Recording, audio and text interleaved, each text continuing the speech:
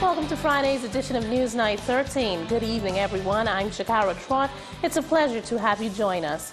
First up, industrial unrest continuing for a second day at Quality Services Company Limited here on Grand Bahama. The action is driven by allegations of victimization and other unfair labor practices.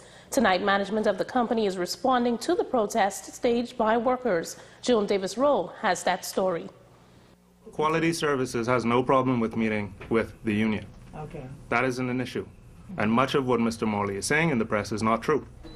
Following Thursday's industrial showdown, management of Quality Services is firing back. Attorney for the company, J.C. Whitaker of Paris Whitaker Law Firm, says management has grave concern about the industrial stance taken by the union, which has crippled the operations at the Queens Highway facility. A lot of the things he is alleging did not take place. A lot of the statements of fact he relies on did not happen. There were other events which Whitaker says company officials are not taking lightly. It is centered around the facility being mysteriously placed on lockdown. Who locked the gate?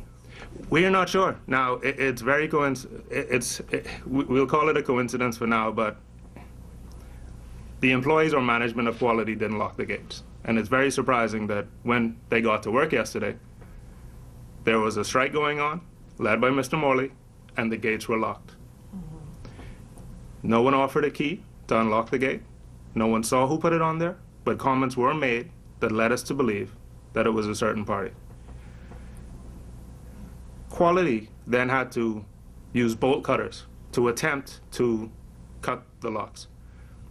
Somebody from the crowd came up and assaulted one of the members of staff in trying to cut that. They then had to go and get a blowtorch, which I think was filmed on last night's news, to actually release the lock from the gate. What was to be a peaceful demonstration resulted in one of the management of Quality Services being assaulted. He had to go to the emergency room. He's given a statement to the police. So we are pressing charges against those individuals. The comments by the attorney for the company coming as demonstrators continued their protest for the second consecutive day, despite inclement weather. Union President Lionel Morley. If these people are willing to brave the threat of a rain and stand in the rain for something that they have that's long been overdue, then you know we are prepared to take this to the very bitter end. Yes, and of course you know that the workers have been threatened. Threats of victimization, threats of termination. Morley says the union will fight for justice to the bitter end. Meanwhile, Whitaker contends that the company is willing to sit down and reach an amicable resolution, but not with the union's current leadership. Joan Davis-Rowe, ZNS Network News. In other news, Prime Minister the Right Honorable Perry Christie giving further details of the agreement reached between the government, Hutchison Whampoa and Sunwing Travel and Tours out of Canada. The partnership that was announced on Wednesday is slated to reposition Grand Bahama's economy. As Natalie Muttenberg tells us, the nation's leader is expressing gratitude to the partners involved in this bold initiative. The partnership will result in the reopening of the Reef Village Hotel, hundreds of construction jobs, 1,000 permanent jobs, new airlift and a revived tourism economy. While Sunwing Travel and Tours will provide the airlift, the Prime Minister says Hutchison Whampoa, the owner of the Grand Bahama International Airport, will do its part to ensure the success of the airlift program. Hutchison, at its airport and port facilities, will provide certain discounts to Sunwing in support of its flights and hotel operations, which will be beneficial to the local tourism and the Grand Bahama community. The Prime Minister says the government will do its part as well by providing funding, which he notes will be considerably less than the amount committed by the previous administration. The nation's leader extended a warm welcome to Sunwing Travel and Tours and commended Hutchison for its confidence in the destination. Hutchison is also planning to reopen its 192-room Lighthouse Point Resort. I wish to express my deepest appreciation to Hutchison Whampoa for this significant investment which they are making, in addition to their already heavy investment in Freeport Resorts. Notwithstanding losses over these years, and they were economically challenging years, Hutchison has kept the Grand Lucayan open provided hundreds of jobs for Bahamians, and worked with the government in keeping Freeport tourism afloat. The Prime Minister says this new partnership will impact the island's gaming facility as well. The Treasure Bay Casino will extend its operations of the casino until January 2013, when a replacement operator will take over the management of a smaller, redesigned, refurbished, and more exciting casino. 2 new specialty restaurants and a wedding center will surround the gaming area. It tends to be a new tourism offering that Sunwing will put in place in partnering with the new casino operator. The Prime Minister says he is anticipating a profitable, long-lasting partnership that will yield results, but notes that its success will hinge on efficient, courteous and professional service from employees. Natalie Martinborough, ZNS Network News. On the same note, the Minister of Tourism also addressing Wednesday's press conference, giving an account of the government's efforts to boost tourism numbers on Grand Bahama. Minister Obi Wilshcombe says additional airlift is in the pipeline, beginning with the Sunwing Travel and Tour Group that is expected to bring visitors from cities in Canada during the winter months. We are also at present in negotiations and with expectations of imminent startup of new airlift provided by Spirit, provided by Delta, Go United, American, and also our own national airline.